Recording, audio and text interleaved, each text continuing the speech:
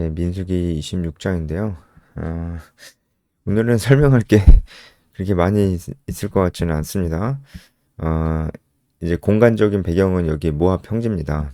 모압 평지에서 좀 많은 일들이 있다고 했죠. 그리고 시간적으로는 연병이 그치고 난 다음입니다. 연병으로 많은 사람들 24,000명 죽었었죠. 그 다음에 군대에 그러니까 군인으로 그 전쟁을 수행할 수 있는 사람들을 개수해라 이렇게 말씀하십니다.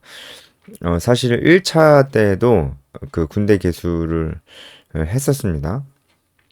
아마 1장에 그 이야기가 나왔을 텐데 군대 개수를 했을 때가 이제 1차고 지금 민수기 26장은 2차로 군대 개수를 하는 것입니다.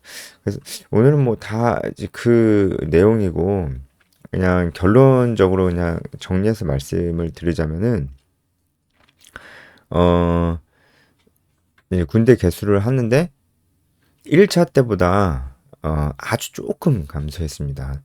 한 1,800명 정도 감소하고 1차 때와 거의 비슷하다고 그렇게 볼 수가 있겠죠. 이제 어, 이게 단데 오늘 내용은 이게 단데 어, 어떤 걸 우리가 좀 묵상을 해야 될까요? 사실 이게 기적이거든요. 지금 1차 때 군대 개수를 했던 것과 지금이 거의 차이가 나지 않고 거의 동일하다는 것은 사실 굉장한 기적입니다. 왜냐하면 줄어들어야 맞아요. 일단은 당장 바로 직전에도 연병이 있어서 24,000명 죽었잖아요. 많은 사람들이 죽었잖아요. 어, 그랬는데도 1차 때와 거의 비교해서 사람이 거의 많이 줄지 않았고, 그 이외에도 이 직전에도 사람이 죽는 일이 참 많았습니다. 출애굽 1세대 때도 사람이 죽는 일이 전쟁은 별로 없었는데 그들이 하나님 앞에서 범죄함으로 말미암아 죽는 일들이 참 많았습니다. 뭐 디베라 사건도 있었고요. 그리고 메추라기 때 하나님께서 그들을 치셔서 그들이 많이 죽어서 그곳을 탐욕의 무덤들이라는 기브롯 핫다 아와라는 이름으로 지은 적도 있었고, 그리고 정탐꾼 사건 때 그때도 연병이 돌아서 사람들이 반역을 하는 바람에 연병이 돌아서 이제 아론이 급히 향로를 갖고 죽은 자와 산자 사이에 섰던 적도 있었죠. 그때도 굉장히 많이 죽었습니다. 그리고 고라 일당들이 이제 고라의 가족들과 그 다 죽었었고, 그리고 금송아지 제가 시간 순서대로 얘기하다가 앞에 게 또 갑자기 생각이 나서 지금 뒤죽박죽 됐지만 또 말씀을 드리자면 금송아지 사건 때도 3,000명이 죽었었고, 그렇죠. 정탐꾼 사건 때도 그렇게 죽었고, 지금은 당장 연병으로 또 24,000명 죽었습니다. 굉장히 사실 많이 죽은 거예요.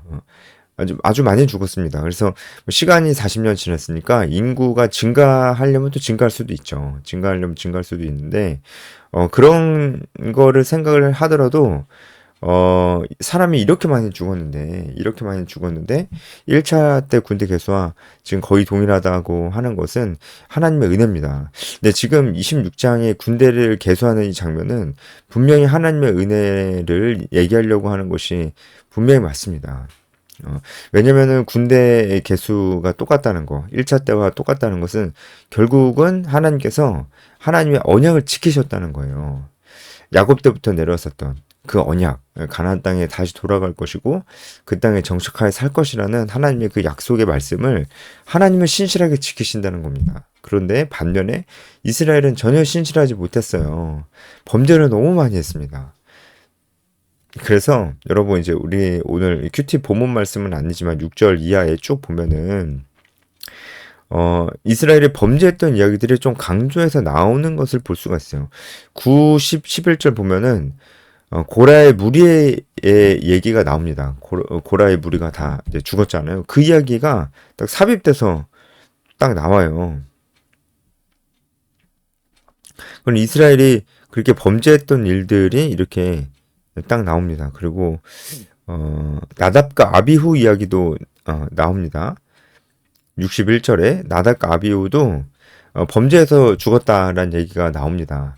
그러니까 이스라엘이 범죄했던 이야기들이 좀 강조가 돼 있는데, 그렇죠. 이스라엘은 범죄했고 허물이 많고 패역한 백성인데, 그래서 참 많이 죽고 하나님께 징계도 당했는데, 그런데 결국은 그들이 가나안 땅 앞에 서서 이 전쟁을 바로 앞에 두고 있었을 때, 결국은 하나님께서 모든 걸 다 회복시키셨다는 것을 볼 수가 있죠.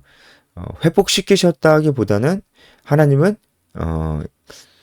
여전히 하나님의 그 약속의 말씀을 신실하게 실현시키고 계셨다. 하나님은 언제나 신실하셨다라는 것을 알 수가 있죠.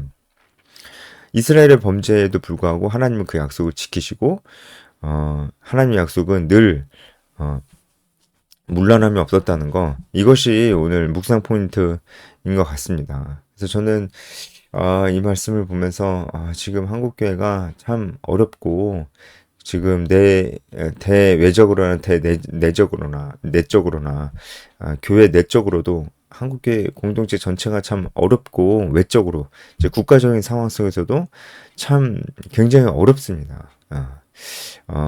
앞으로의 대한민국은 이전의 대한민국과 같을까 이런 생각도 들고 참 어려운 상황에 있는 것이 맞습니다. 좀 많이 범죄하고 있고요, 우리가. 많이 타락했습니다. 그럼에도 불구하고, 희망을 놓을 수가 없는 것은, 우리가 범죄하고 그랬을 때도 하나님은 반드시 일하신다는 것입니다. 하지만 분명한 거는, 범죄하는 자들은, 하나님께서 일하시는 것을 전혀 모르고 그 기쁨에 참여할 수도 없습니다. 출애굽 1세대가 그랬죠. 하지만 그 가운데서도, 하나님께서 하신 언약의 말씀을 믿으며 그 믿음으로 특별히 그 믿음을 가지고 실행에 옮기는 자들은 갈렙과 여호수아 같은 자들은 결국은 하나님께서 일하시는 것을 보게 된다는 겁니다. 보게 된다는 것입니다.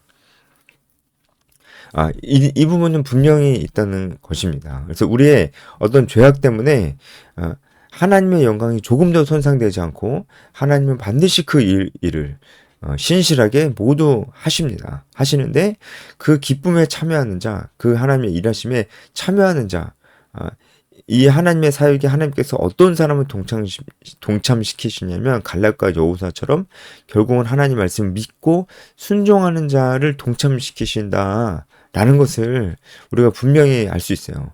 하나님의 위대하심, 하나님이 결국 일하심, 그리고 하나님의 그 일하심의 그 기쁨은 하나님의 언약의 말씀을 믿고 그대로 행하는 자의 것이라는 것을 우리가 알 수가 있습니다.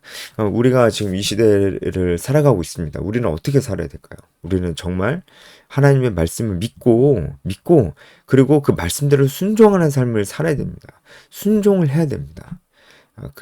그래야 하나님께서 원하시는 사람이 될 것입니다. 그 사람은 분명히 이 시대가 어두울수록 이 시대의 빛처럼 일하시는 하나님의 놀라운 일하심을 경험하게 될 것입니다. 여기까지 하겠습니다.